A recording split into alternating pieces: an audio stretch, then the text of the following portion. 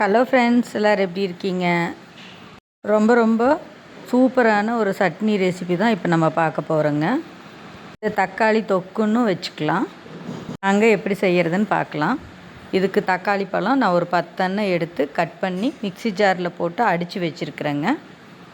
Cut பண்ணி போட்டு வேணுனாலும் வதக்கிக்கலாம். நான் இது போல் அடித்து வச்சுருக்கிறதுனால கொஞ்சம் ஈஸியாக நம்மளுக்கு வதங்கி கிடைக்கும். கொஞ்சம் குயிக்காகவும் நம்ம இது செஞ்சிடலாம். தண்ணி எதுவும் சேர்த்த வேண்டாங்க. தக்காளியே தண்ணி விடு. இந்த மாதிரி நம்ம நைஸாக அரைச்சி வச்சுக்கலாம். சின்ன ஜாருங்கிறதுனால 2 தடவை போட்டு அரைச்சிருக்கேன்.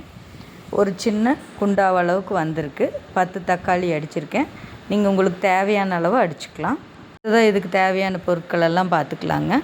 சின்ன வெங்காயம் 10-15 எண்ணெய், வெள்ளைப்பூண்டு 6, கருவேப்பிலை, மல்லித்தலை. சின்ன வெங்காயத்து கூட கொஞ்சம் பெரிய வெங்காயம் பொடியாக கட் பண்ணி வச்சுருக்கேன். ஒரு கடாயை அடுப்பில் வச்சுக்கலாங்க. அதில் தேங்காய் எண்ணெய் சேர்த்திக்கலாம். தேங்காய் எண்ணெய் ஃப்ளேவர் கொஞ்சம் நல்லாயிருக்கும். பொடியாக எல்லா வெங்காயமும் நான் கட் பண்ணி வச்சாச்சு. எண்ணெய் காஞ்சிருச்சு. கொஞ்சமாக கடுகு வெடித்ததும் வெங்காயத்தை போட்டுக்கலாங்க. வேறு எதுவும் இதில் சேர்த்தணுன்ட்டு இல்லை. வெங்காயம் நல்லா வதங்கிடுச்சு. பொடியாக கட் பண்ணி வச்ச கருவேப்பிலை, மல்லித்தலையை சேர்த்திக்கலாம்.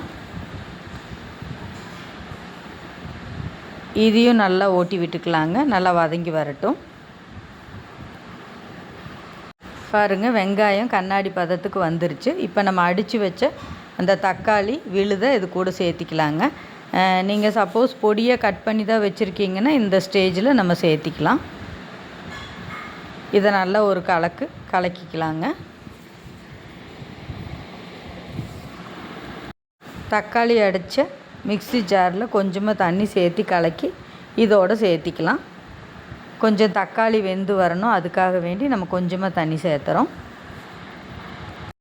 இப்போ இந்த சட்னிக்கு தேவையான அளவு உப்பு இப்போவே போட்டுக்கலாம். இல்லைன்னா நீங்கள் வெங்காயம் தக்காளி வதங்கிறதுக்கு தேவையான அளவு உப்பு போட்டுட்டு கடைசியாக கூட சேர்த்திக்கலாம்.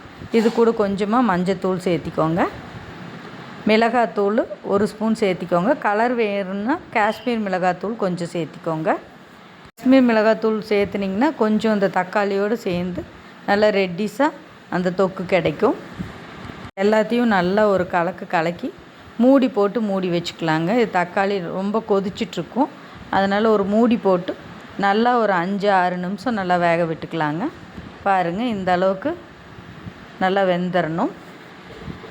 அப்பப்போ கிளறி விட்டுக்கலாம், அடி பிடிக்காமல்.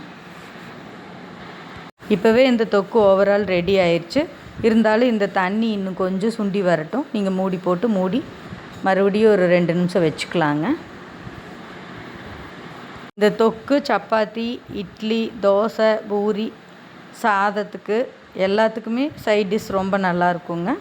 டூர் ஏதாவது போகும்போது இது மாதிரி நல்லா வணக்கிட்டோம்னா கெட்டு போகாது. 2 நாள் ஆனால் கூட 2 நாள் 3 நாள் வச்சுக்கிற மாதிரி இருந்தால் புளி தண்ணி கொஞ்சம் இந்த ஸ்டேஜில் சேர்த்தி நல்லா வேக வச்சுக்கலாங்க.